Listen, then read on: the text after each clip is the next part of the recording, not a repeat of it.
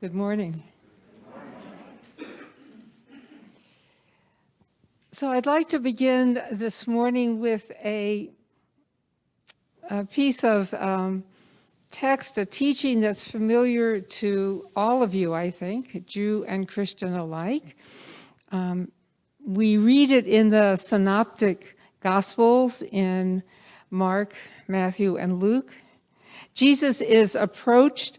In each of the accounts, it's slightly different, but the outline is the same. Jesus is approached and asked, what is the first commandment? What is the greatest commandment? How will I get to heaven? I think those are the three ways the question's asked. He answers them the same. He says, the greatest commandment, the first commandment is you shall love the Lord your God with all your heart, with all your soul, with all your might. And then he adds a fourth quality that is not in the scripture that he knows very well. The quote he is quoting is from Deuteronomy, a text he would, of course, have known. He adds, with all your mind, with all your heart, soul, might, and in one of the Gospels at least, and your mind. Familiar, yes?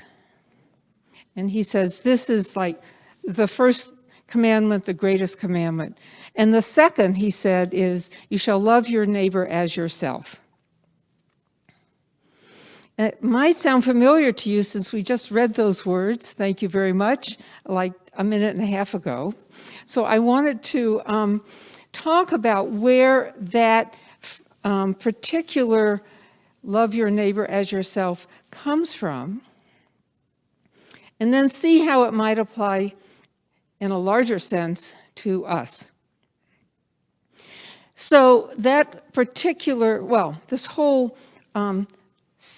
piece of Torah from Leviticus that Julio just read for us is called the Holiness Code. And it is called that because it begins with the words, God spoke to Moses, said to all the people, not just the men, to all the people, you shall be holy, Kedoshim tihiyu, you shall be holy, ki kadosh ani Adonai Elohechem. You shall be holy because I, Adonai your God, am holy.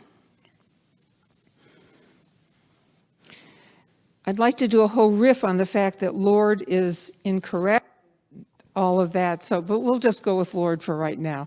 But what is actually being said is I, Adonai. It's a personal name that we don't actually pronounce, but it's like personal. I, the Lord, am your God. So you should be holy because I'm holy.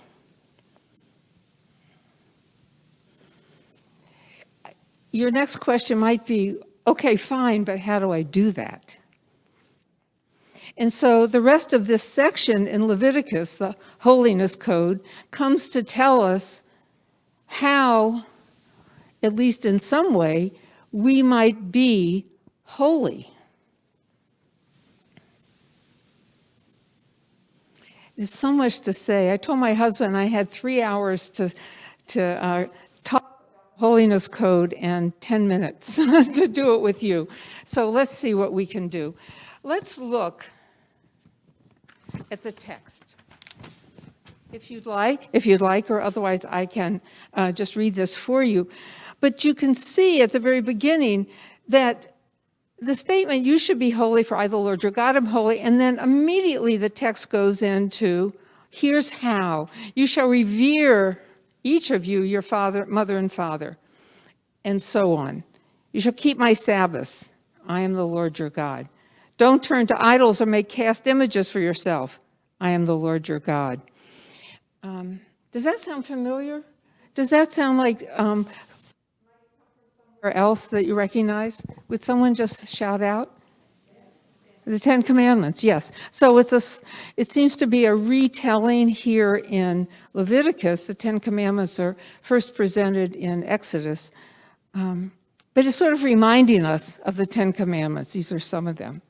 And then the text, there's a break in the text here that we decided not to include just because of brevity. But the next thing that comes in Leviticus, starting with verse 5-8, is about offerings, the sacrificial offerings at the temple in Jerusalem.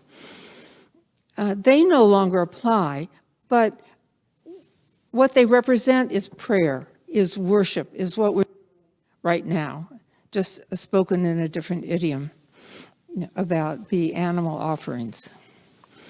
So the Ten Commandments, some kind of prayerful gathering, and a whole host of other behavior about leaving some of your gleanings for the poor, don't steal, don't lie.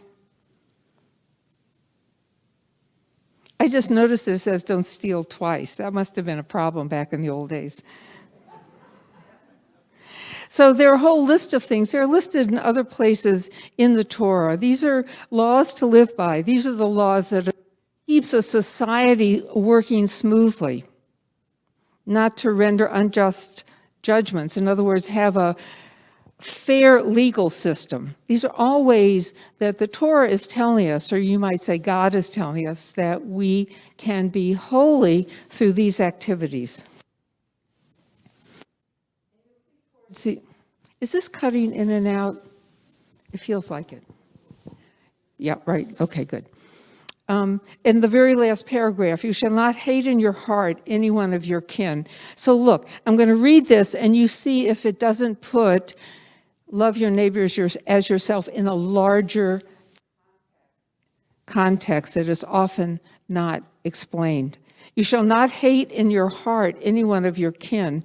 We could say any human being, but you shall not reprove your neighbor, or you will incur guilt yourself. That is, chastise someone else.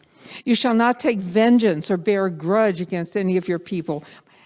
You shall love your neighbor as yourself. I am the Lord. Okay, so there are a couple of things to say, many things to say about this.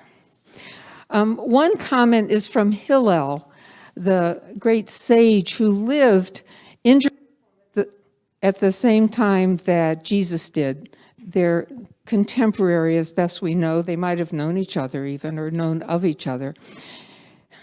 We're familiar with the teaching from Jesus, do unto others as you would have them do unto you. Hillel famously said, don't do unto others what you would not have them do unto you. And if you stop and think about that for a minute, it is actually better, easier to understand. Because if your neighbor is playing loud music at 2 a.m, that is certainly something that you would not do because you don't like that your neighbor is doing it to you. Do you see what I mean? It's the don't do to someone else what you don't want them to do to you. Anyway, that is one way we could think about loving your neighbor as yourself, is treating them the way you would want them to treat you, or not doing to them what you don't want them to do to you. Something else I want to call to your attention in this piece of the Holiness Code, which is that many of these things are not punishable by law if you were to transgress them. Like, don't strip your vineyards bare. You shall leave them for the poor and the stranger. You know, what you do with your field, the police aren't going to come and take a look. It's really more of an ethical, behavioral injunction. Do you see what I mean? There are many of these. You shall not swear falsely by my name, profaning the name of your God. The swearing police aren't going to come after you if you swear by God's name. The point I'm making is that many of turn out to be transgressions that are not punishable by law, but that are it's like God is watching.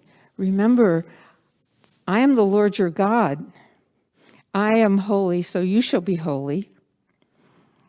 And when you do these things that are not so holy, I, God, see you. which is different from saying, you know, the legal system is going to be coming after you. I hope I'm making this clear. It's kind of subtle, but if you look at this, there's 6 times in just this short piece of text. The Holiness Code goes on, I don't know, about a third longer than this.